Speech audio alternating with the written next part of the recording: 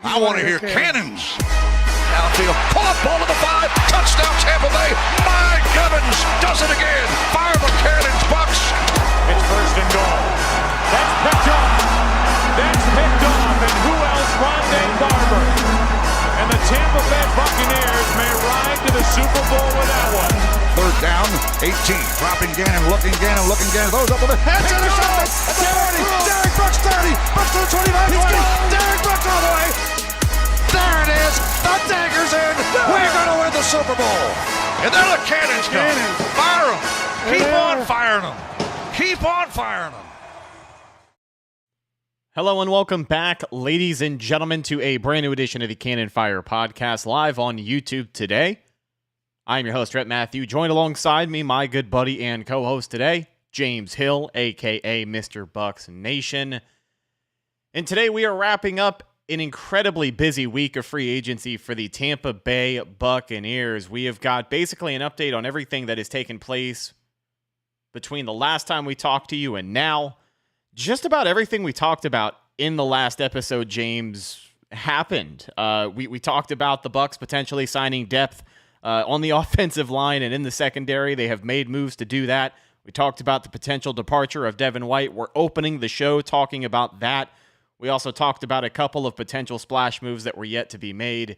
And, of course, we have got a little bit of that to talk about. But, James, I never got your opinion on the departure of Devin White. We talked about the relationship that ultimately went wrong, but we found out at the end of the week that he has taken a one-year deal with the Philadelphia Eagles. Seems like something 2 years in the making at this point based off of his social media history, but it's a one-year deal worth up to $7.5 million. And it's ironic because we were kind of predicting what his deal would be.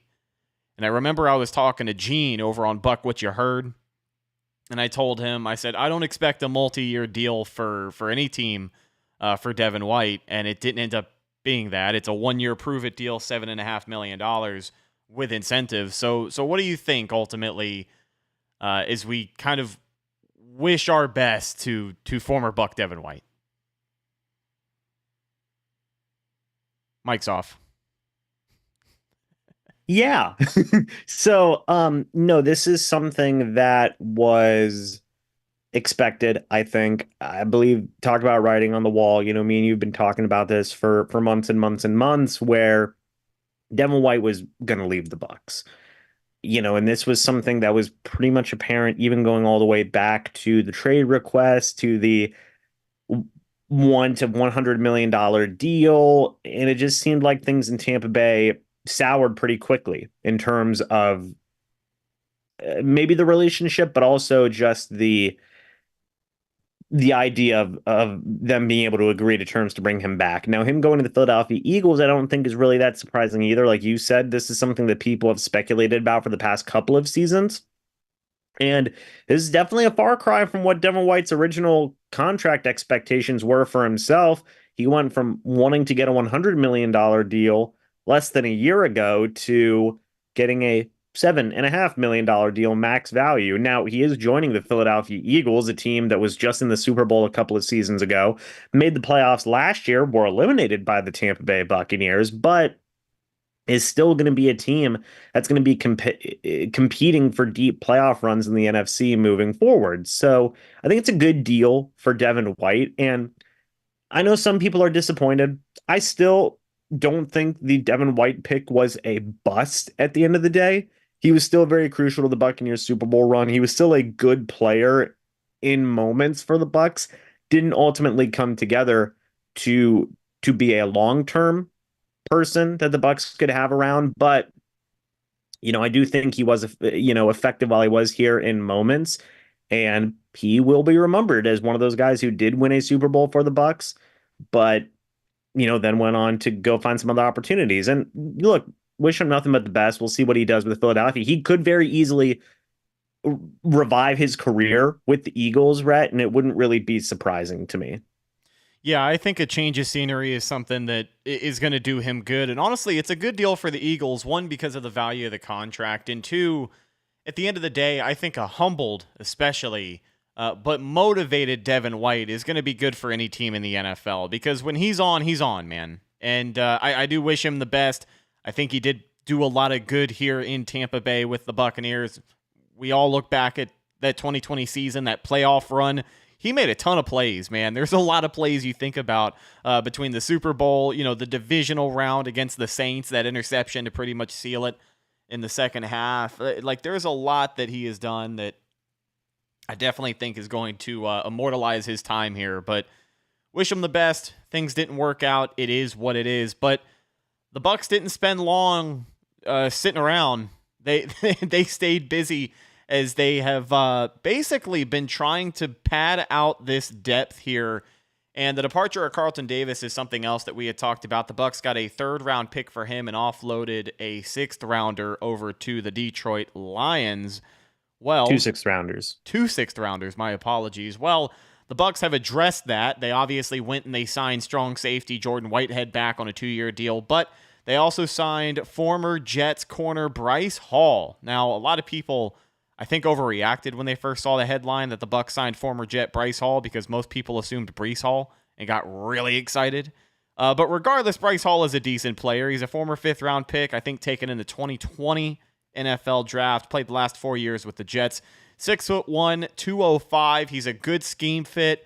But James, tell me a little bit more about what you know about Bryce Hall, because he's a name that I'm excited about. Potentially your wide receiver 3 or a cornerback 3 for the man. That'd be something. That'd be wild. Your cornerback 3 for the Tampa Bay Buccaneers. But from what I do understand, he's also kind of been held back from injury these last couple of seasons. Yeah, so I tried to do some research on what's been going on regarding injury-wise for Bryce Hall, and I didn't really see anything. He only played in 14 games in the past 2 years. I don't know if that is because of injury. Is it not because of injury? I guess it's because of injury. I don't know what injuries he has been dealing with, but he did start 17 games and play in 17 games in 2021. He had 16 passes defended. He had 79 total tackles, 2 quarterback hits, 4 tackles for loss. So this is a guy who... We're doing it live. This is a guy who I think can be a rotational guy and a low risk, high reward type of signing. That's kind of how I view it. I think that this is a guy who could be a starter if you need him to be. I think will have some value on special teams. I want to take a look real quick at his special team snaps, Rhett. He played 47% of special team snaps in 2022 and 53% of special team snaps in 2023 for the Jets. So he's got some good special teams ability the past couple of years. In his first 2 years with the Jets, he played 93% of defensive snaps and 98% of defensive snaps. So this is a guy who can play both defense and special teams and has a lot of experience doing that. Now, is he going to push Zion McCollum for that number 2 cornerback spot? I don't know. I mean, it's possible. He doesn't have any history with Todd Bowles, because Todd Bowles was long gone by the time Bryce Hall was drafted to the Bucs. He does have some experience with Jordan Whitehead. They played together the past 2 seasons for the New York Jets. So that's kind of an interesting connection there. And we'll see. Ultimately, I think right now he is a depth signing more so than anything, but I do think he has potential for more moving forward. And at the very least, if he's your number 4, number 5 cornerback and is also a special teams guy as well, still a very solid signing in my opinion. Yeah, and according to Pewter Report, as of today, the Bucs do not appear to be done adding to their retooled secondary, as ESPN's Jeremy Fowler reported today, that free agent cornerback Tavierre Thomas is set to meet with the Tampa Bay Buccaneers after recently visiting the Lions in Detroit. As for Thomas, he could provide competition at nickel, as that's where he's seen the majority of his work in the NFL. If the Bucs signed Thomas, a Ferris State product, it would give 2023 undrafted free agent Christian Izien some competition this coming summer. Izien started all 17 games for the Bucs last year as an undrafted rookie out of Rutgers. Thomas previously spent some time with the Browns before playing in Houston over the last 3 seasons. He signed a 1-year deal with Houston last year with a $1.5 million base salary. With bonus money, his cap hit with the Texans in 23 was $2.1 million. So, James, last time we had talked a lot about the depth moves the Bucs are going to make to pad out and retool a couple of different position groups, the secondary being one of them. And just like this article says, the Bucs meeting with Tavierre Thomas, and he may not even be the last name they talk to about throwing some more bodies into that secondary. Real quick, I want to say thank you to Richard Taroka for the $2 super chat saying happy Richard T. St. Patrick's Day to everyone. Right, me and you, a couple of Irish guys. We love our St. Patrick's Day here. So on the Cannon Fire podcast. So happy St. Patrick's Day to everybody as well. Hope you guys are all having a great time. Absolutely. Shout out to Richard T from the, wait for it, West Coast. That's my favorite part of the Richard T call, is that I feel like every time he calls the show and he drops that little West Coast in there, the pause gets longer every time because he'll answer the phone. He'll say, hey guys, it's Richard T from the West Coast. And Love it's it. The best. It's the best. Shout out Richard T. Thank you for the $1.99. Back to Tavierre Thomas real quick. I'm happy you brought this guy up because I've made a video about him visiting the Tampa Bay Buccaneers. And literally in that video, Rhett, I was pretty surprised at this player and what he could potentially be for the Bucs if they sign him. I want them to sign him. 5'10", 210 pounds. The past 3 years, Rhett, he has started in 19 games for the Houston Texans, played in 36. Now, what's really interesting is in 2021, he played 56% of defensive snaps, 67% of special team snaps. In 2022, 60% of defensive snaps, 56% of special team snaps. 2023, 60% of defensive snaps, 54% of special team snaps. And then with the Browns, 53% of special team snaps in 2018, 84% in 2019, 80% in 2020. Firstly, this is a guy that's got a lot of experience at special teams. That's already good value, in my opinion, would be a good signing just to get another guy who can cover punts or kickoffs and just be a good player like that. Secondly, though, which I feel like is more important, Rhett, this guy could be one of those Jason Light signings where you bring him in, you have him compete at nickel, could potentially be a low-key star for the Bucs. Hear me out on these 3 seasons of Pro Football Focus grades for Tavierre Thomas the past 3 years. Are you ready? I will take that slow nod as a yes. 2021, a 77.6 grade. 2022, he had a 70.0 grade. In 2023, a 72.2 grade. This is very, very good grades overall, I feel like, with 3 different head coaches, by the way. David Culley, Lovie Smith, and D'Amico Ryans, all different defenses overall. All different. Well, I guess Lovie Smith was the defensive coordinator in 2021, but you get my point. It's like this is a guy who the past couple of years has been very consistent in terms of his Pro Football Focus grades and getting a lot of playing time as well. He's had multiple different head coaches, and he never lost any of that playing time. This is a guy that, fingers crossed, like, hey, could be a low-key, really good signing for the Bucs if they are able to get him in the building. Yeah, and I gotta believe that playing under Todd Bowles, we had heard Jordan Whitehead speak to the versatility and really how Todd Bowles does a great job of catering to the strengths of his players in his defensive scheme. He knows how to get the most out of a guy. He isn't just going to plug and play.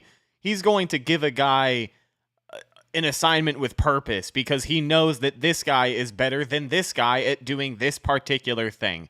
Now, it doesn't always work out trying to fine-tune some of these players and, adjust their playing time and get the most out of them. We know that things with Ryan Neal didn't ultimately work out, which is why I don't think he is going to be back in Tampa Bay next season. But when you have a deep safety room like this and you have a deep level of talent, even just between Antoine Winfield Jr.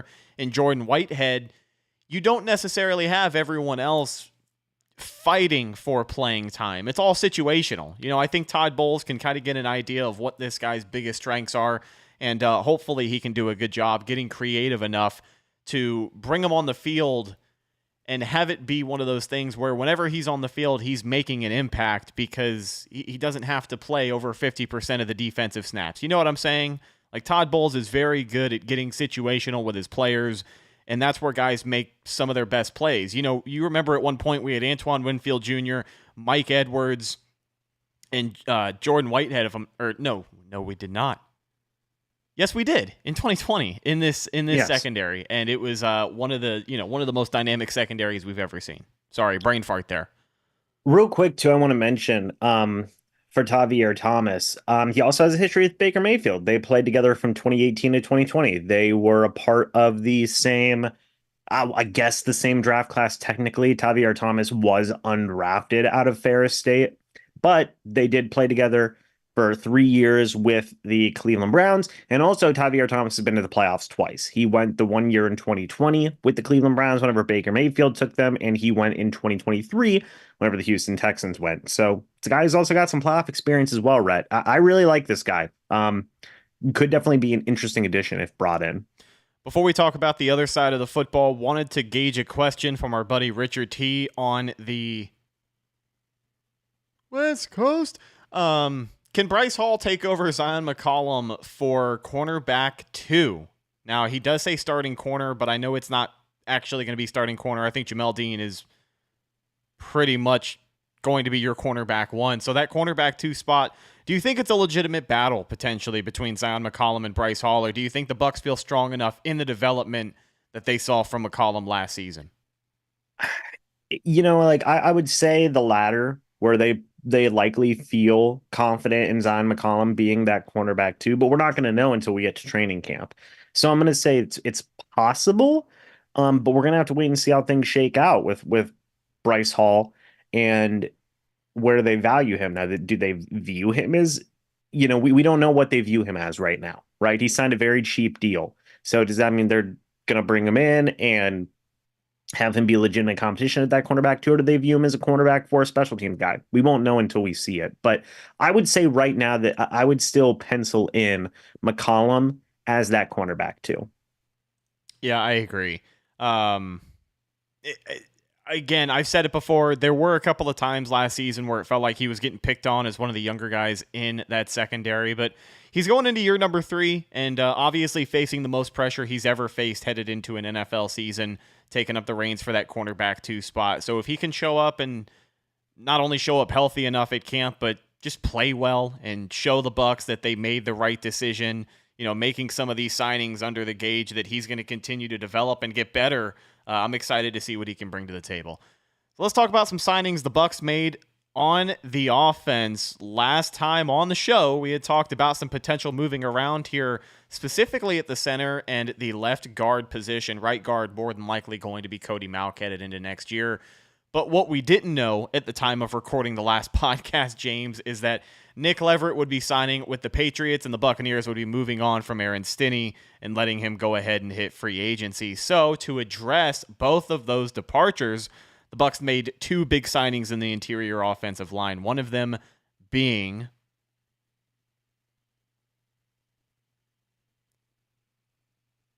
Ben Bredeson. Sorry, I had to make sure I didn't say the incorrect first name. Oh, I wanted okay. to say Matt. You thought I froze. You thought we had connection issues again? No, I just thought your mind melted there for a second. I didn't know what happened. We're close. I don't know what's going on today, but we are walking a fine line here. Okay, so the new additions of offensive lineman Ben Bredeson and Sua Opeta, former Eagle. Ben Bredeson, formerly of the Giants, was with the Ravens before that. Now, the Bucs necessarily may not be done trying to upgrade the center and guard position. Of course, you have the NFL draft to look forward to, the first, second, third round. There's going to be some shifting in priorities, I think, once free agency is over. But overall, I think the big board is the same as it has been position-wise. But these are a couple of depth signings that, ultimately you're going to be fighting for that left guard spot. Matt Filer not going to be back either. We had talked about the departure of Aaron Stinney and Nick Leverett. So when you look at some of these new offensive linemen and bodies coming in for camp, what do you think of Sua Opeta and Bredeson here? Yeah, so, man, to me personally, I view both these guys as depth guys. Yes, Ben Bredeson did start 16 games for the Giants last year. Sua Opeta is coming from a really good organization with the Philadelphia Eagles. But to me, I view both these guys as pure replacements for Aaron Stinney, who went to the New York Giants. So the Bucs essentially swapped offensive linemen with the Giants. Aaron Stinney ended up with the Giants. Ben Bredeson ended up with the Bucs. And Nick Leverett, who, as you said, went to the Patriots. So I don't necessarily view either one of these guys right now as pure starters. Could they battle for a starting spot? Yes, I would say Ben Bredeson especially could be battling for a starting left guard spot, but I do think the Buccaneers would still have good inclination to still upgrade at that position. And I still think the possibility of going for a Brian Allen in free agency and then moving Robert Hainsey over at left guard, it's still something I would still do even with those signings. And like you said, you could still possibly look to the draft as well. Jason Light has drafted offensive linemen in the first, second, and third rounds in the past. I think that trend could very easily continue this upcoming draft as well. To me, I view both these guys as pure replacements for Leverett and Stinney, guys who can play both guard positions in the form of Sua Opeta and even Ben Bredesen as well, where Sua Opeta, replacement for Aaron Stinney, can play both guard spots. Ben Bredesen, replacement for Nick Leverett, can play both guard spots and center. That's how I view both of these signings. Whether or not one of them would end up being the starter or not, I'm going to say it's unlikely, but solid depth nonetheless. Yeah, absolutely. And then looking ahead to the draft, the Bucs still going to keep all options on the table as far as drafting an offensive lineman. Duke's Graham Barton is a name that has been tossed around. Jackson Powers Johnson at the center position always going to be in play. So when you talk about the recent additions and the signings from this week, they didn't sign either of those guys. Or I'm sorry, they didn't sign both of those guys to be starters. Now, there's obviously a chance that either one could get the starting job depending on how well they do in camp. But you're hoping on young talent. I think you're potentially hoping on a guy like Robert Hainsey to still be in the mix in that guard battle, whether he's fighting for a center job or he's fighting for that left guard spot. So I think if both of those guys are starting on your offensive line next season, something has gone wrong. I do agree with what you said with how they are probably going to be looked at as some camp bodies, a couple of depth signings, but the Bucs, again, could not be done building this offensive line through the draft. And when you look ahead to the draft here, this will kind of be how we wrap things up. First, second, third round. I think we had talked about this earlier this week, but just want to get a refresher on your take here. What are some of the top position priorities now that the Bucs have figured out where they're going to be addressing the needs of depth? They retooled the secondary. They got Jordan Whitehead back. They signed Bryce Hall, looking at potentially another corner this week. And then, of course, the offensive line we just talked about for a little while. So would you still say they could be drafting someone in the secondary in the first 3 rounds? I know offensive lineman feels like a foregone conclusion, but do you think they're comfortable with the depth? Do you think they still need, or do you have the want to get another playmaker in the secondary here in the first couple of rounds? Where do you think, what do you think the big board looks like position-wise for the Bucs after this week of free agency? I still say pass rusher is up there, most certainly. I would still say a starting offensive lineman is still up there, most certainly. I think in the first 3 rounds, the Buccaneers still are very, very much in play to select a pass rusher and an offensive lineman in the first 3 rounds. I wouldn't count out cornerback in the first 3 rounds as well. Safety, I think, is very much off the board at this point. And whenever you look at later rounds, you talk about what can they still address depth-wise. Running back is still something that they could address. I love the re-signing of Chase Edmonds, but you still need a power guy, in my opinion. Would have loved to see A.J. Dillon be an option, but he signed a deal to go back to the Green Bay Packers. Wide receiver depth, I Bleav, is still an option. Yes, you have Trey Palmer, but you did get rid of Russell Gage. You did bring back Devin Tompkins, but you still could use some good wide receiver depth there. I think tight end depth is something that could be necessary. You have Cade Otton. But aside from that, I didn't really see a lot to be overall, swayed away from taking another tight end from Payne Durham or Ko Keefe or anybody else that is in that mix. So really, I think whenever you're looking at depth, you're still looking at running back, wide receiver, and tight end. The offensive line depth has been good, but you still could certainly use a starter, maybe even 2 in those positions. And pass rusher, I still feel like is a very important need for the Bucs. Yeah, I agree. I'm all about the trenches early on in this draft. First, second round, I like an offensive lineman. If you wait until the second or third to get your guy in the trenches, that's fine too. But a pass rusher for sure and an offensive lineman, I'm okay if you don't take an interior defensive lineman. I think we've got that covered. I think we'll be okay with the development of Kalijah Cansey, Vita Vea, obviously, but we need another edge rusher to complement Yaya Diaby, because you're banking on a lot of development from Yaya Diaby this upcoming season. But if it doesn't happen and he doesn't have any help after the departure of Shaq Barrett, you know what I mean? Like, where do you find yourself in a disappointing situation? And it's going to be another frustrating year of trying to get after the quarterback with 4 down linemen, in my opinion. You just lost one of the better blitzing linebackers on the team in Devin White. We didn't entirely talk about how the Bucs could potentially address that linebacker position. KJ Britt, always a possibility to be in the mix. Servassier Dennis, going to be a second-year player, looking for some more positive development after we kind of liked what we saw from him last year. But, still some things the Bucs need to address here, James. Yeah, I mean, I'm taking a look at the free agents that are left in terms of edge rushers. Also, a pass rushing inside middle linebacker is very important. Maybe that'll be Servassier Dennis, who plays very similar to Devin White, or at least he did at Pitt. I don't know if he's going to do similar with what he did for the Bucs, but that's an option. Really, Rhett, I'm going to say some names, and you let me know if anybody really jumps off the page for you. These are kind of the guys who are left: Emmanuel Ogba, Carl Lawson, Randy Gregory, Yannick Ngakoue, Chase Young. They're not trading for Josh Sweat because Josh Sweat redid his deal to stay with the Philadelphia Eagles. I know that was a bit of a popular opinion for some Bucs fans. Bud Dupree, Jadeveon Clowney, those are really the top names left in terms of edge rushers. So anybody that really strikes you, Rhett? There's obviously some notable names on there. Like, I'm not going to shy away from an Ngakoue, the development potential of Chase Young. I know that he hasn't wowed a lot of people, but you still don't ever know. Some of those pass rushers are just late bloomers. You know what I mean? So you never know taking a flyer on a guy like that. I wouldn't hate it. I think. No, dude, I'd be hyped if they got Chase Young. Yeah, it's a big name. Some guys that I don't think you'd be able to afford, but after this opening week of free agency, you don't want to hit the panic button, but as time starts to go by, you'll notice some of those big names just don't get signed. Like Jadeveon Clowney might be a guy that, waits 4, 5, 6, 7, 8, 9, 10 weeks before he ultimately signs with a team in free agency, if he decides to come back to play at all. So no, I don't think there's anything overwhelming. Bud Dupree is another name that I recognize, but I couldn't tell you what he's done in the last couple of seasons. We're talking about a lot of guys where you're banking on the potential of what they've done in the past or what they can ultimately still do and what you're hoping they can still do, like a case with Chase Young.